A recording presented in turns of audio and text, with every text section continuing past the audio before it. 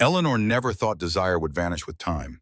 She had always believed intimacy would simply mature, get deeper, slower, more honest. And for a while it did. But somewhere between retirement and routine, the touches stopped. Not the affectionate ones. They still held hands on walks, still kissed goodnight. But the sparks, the moments that made her feel seen, wanted, remembered in her skin, gone. She didn't blame Robert. They were both tired. Their bodies had changed. They'd buried parents, survived surgeries, carried the emotional weight of decades. But still, something in her ached to be touched. Not for care, but for longing. One night she sat up in bed, watching Robert sleep, and she whispered into the dark, "Is it gone forever?" The next morning, everything changed. They were in the kitchen, quiet, familiar morning. He passed her the butter, and she reached for it. But as her fingers brushed his, she paused. Just 10 seconds. Not rushed, not accidental, not casual, just her hand resting on his. And Robert looked up, eyes slow, uncertain at first, then soft. He didn't move, didn't joke. He let the touch exist. 10 seconds. And in that moment, something moved between them that had been asleep for years. Not lust, not performance, recognition. It was the beginning of what therapists now refer to as the intimacy trigger touch. A gentle, intentional 10-second touch, lingering just long enough to bypass the mind and speak directly to the nervous system. Research shows that holding someone's hand, arm, or waist for a full 10 seconds in stillness causes oxytocin to surge, cortisol to drop, and dormant arousal pathways in the brain to reawaken, especially in couples over 60. It doesn't lead straight to desire. It makes desire possible again. That night, Eleanor tried it again. They were brushing teeth side by side. She reached over and placed her palm gently on his back. 10 seconds. No words. And when he turned to look at hers, there was something in his eyes she hadn't seen in years. Not heat. Invitation. Robert didn't understand what was happening at first. Eleanor had always been affectionate, pecks on the cheek, hands held across the console during long drives. But this was different. Her hand on his back that morning wasn't a pat. It wasn't a task. It was a moment. Still. Present. 10 seconds. And something inside him responded. Not arousal, not immediately, but a soft, unfamiliar awareness. A remembering. He stood a little straighter, smiled without thinking. Felt the corners of his chest, long forgotten, begin to warm. He didn't say anything, but he noticed.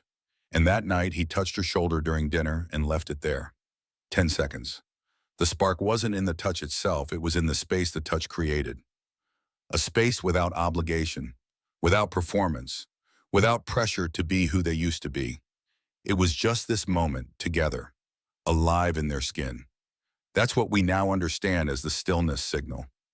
A simple, sustained, non-task touch that activates parasympathetic regulation, meaning the nervous system begins to calm, the body feels safe, and the mind becomes open to closeness again.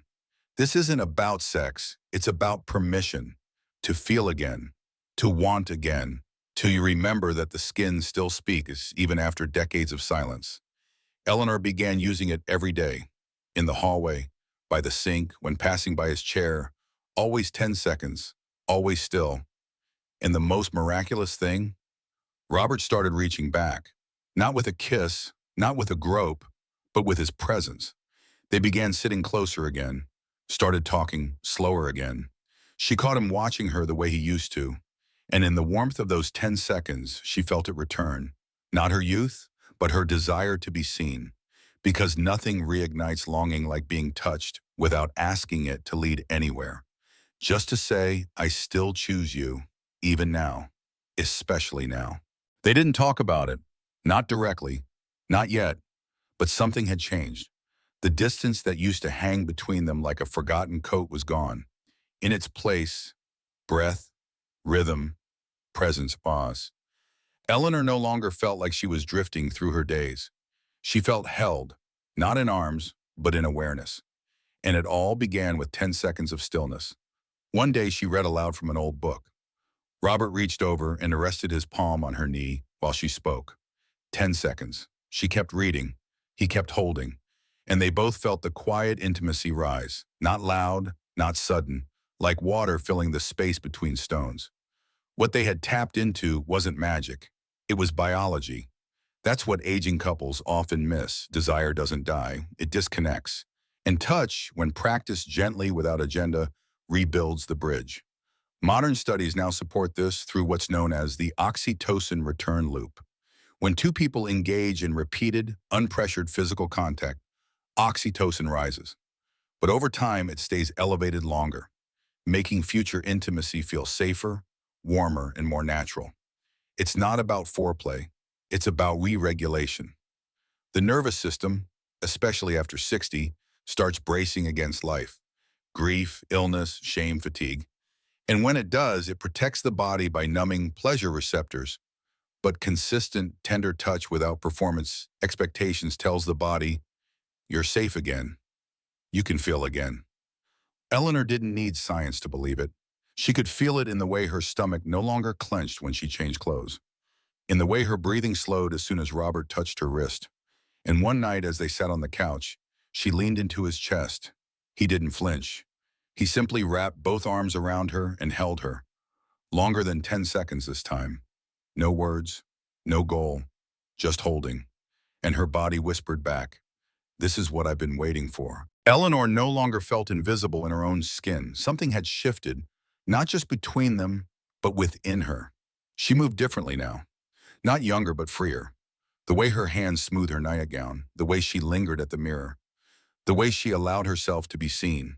And Robert saw her, not as she was in the wedding photo on the mantel, as she was now. Instead, opinion changed, but still utterly hers.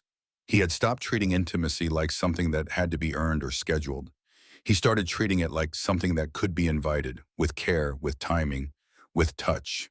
One night, after brushing her hair, she walked toward the bed and stood beside him. She didn't say anything. She simply placed her hand on his chest. 10 seconds. No movement, no escalation. Just her hand and his breathing beneath it. His eyes closed. And for a moment, there were no decades between them. No regrets, no pressure, no shame. Just two people who remembered, without words, what closeness feels like when it doesn't have to prove anything. That's what makes the 10-second touch method different from everything else couples try after 60.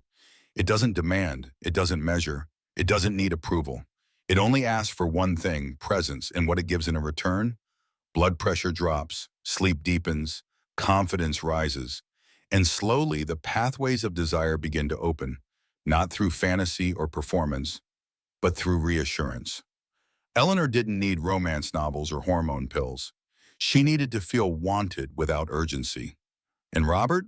He didn't need to get it back. He needed to learn how to show up with softness, which it turns out made everything possible again. Eleanor no longer wondered if the spark was gone forever. She knew now it had never died. It had simply gone quiet, waiting for a softer way to return. And now it had, not with grand passion or urgency, not with pressure or plans, but with a palm resting on a shoulder, a cheek pressed into a hand, a thumb brushing slowly across the top of a wrist. 10 seconds at a time, they had rediscovered each other, first through stillness, then through closeness, and finally through intimacy that no longer tried to be what it once was, but dared to be what it could be now. The kind of intimacy that wakes the skin, the kind that calms the heart, the kind that whispers, I still choose you. Every morning, every evening, still. That's the final rhythm researchers now call the intimacy restoration cycle. It begins with repeated, gentle touch and builds toward nervous system trust, which eventually reactivates the body's natural pathways for desire, bonding, and even longevity. Couples who embrace it, especially later in life, report not only more closeness, but improved sleep, stronger immunity, and even longer lifespan. But Eleanor didn't need data to believe it. She only needed the quiet sigh Robert gave when she touched his face and left her hand there. The way his body softened, the way his eyes didn't look away, the way her own breath steadied in the warmth of him. Because in the end, this wasn't about fixing what had faded. It was about remembering what was never really lost and giving it space to return through something as small, and as powerful as 10 seconds of honest human touch. So if you're over 60 and wondering how to begin again, don't try to force fire, just reach. 10 seconds. Still, loving, present, and let your body remember the language it's never forgotten. You are wanted, you are safe, you are home.